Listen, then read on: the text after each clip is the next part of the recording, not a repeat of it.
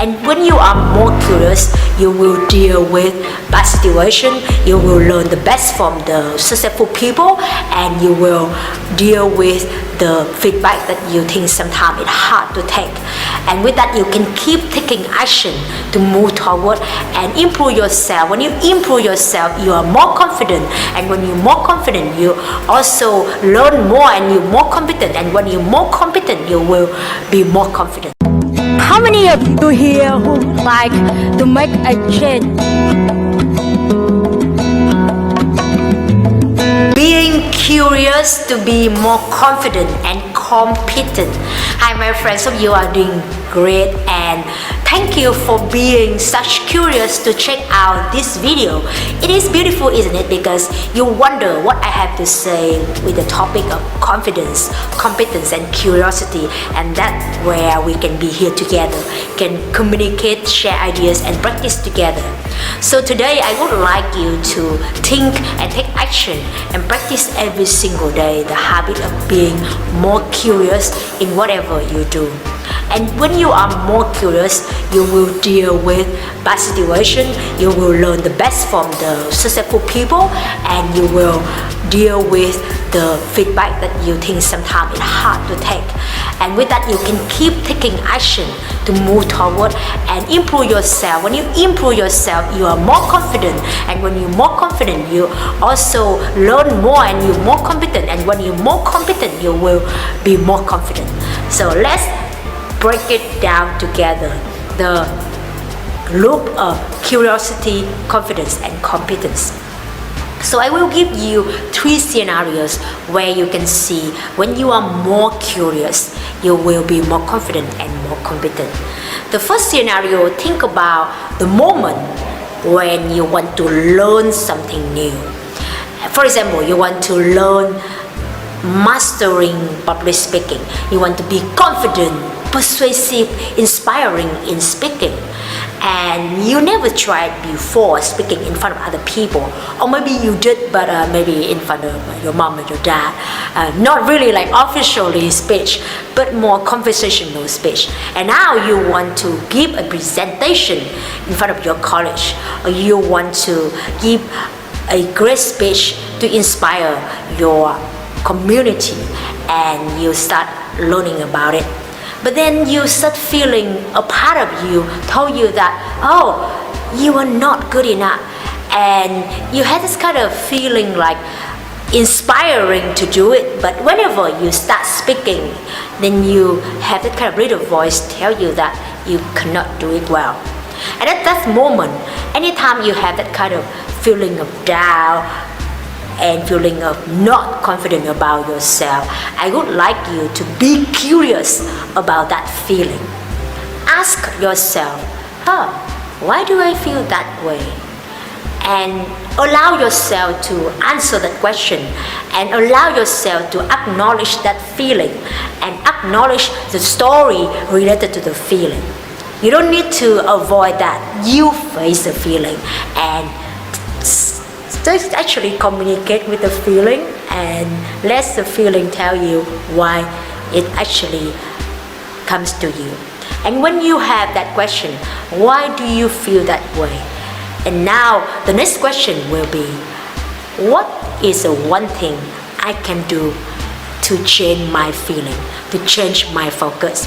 And I think that is the thing distinguished between the people who keep being really sad and not confident about themselves, and the people can actually be better, more confident, because they have the action after that. And the action after that can be triggered by the curiosity of what is the one thing that I can do to change my feeling. So anytime you have that kind of feeling, lack of confidence about yourself, I would like you to be curious. Ask yourself, why do you feel that way? And be curious to take one action to get you out of that feeling.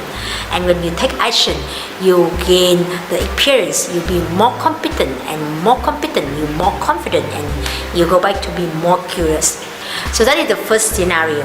And the second scenario, I would like you to use curiosity to learn the best from other people. So maybe there's a moment in time when you want to learn something new. Let's give example of speaking again, and you go to a public speaking club, for example, and you see experienced speakers. They speak so confidently and naturally. Or maybe you watch some videos and then you see people speak professionally and inspiring. You start wondering about yourself. You start comparing yourself and feeling sorry about you. And you kind of like not really thinking about taking action, or even when you take action with that state of mind of doubtful about yourself or comparing you with other people, you will feel like you're not fully improved. So I would like you, anytime you compare yourself with others, you feel jealous of other people, I would like you to be curious about them by asking, what is the one thing I can learn from them? Just ask, what is the one thing I can learn from them?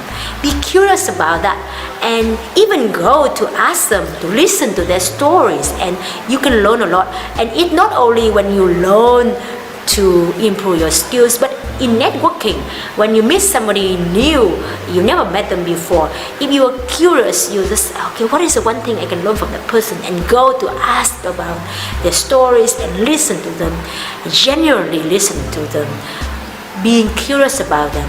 And with that, people can feel that curiosity and that kind of excitement you want to learn about them. Then they will share, and when they share, you learn and you take action upon that, you again gain the experience and then improve, you be more competent and then be more confident.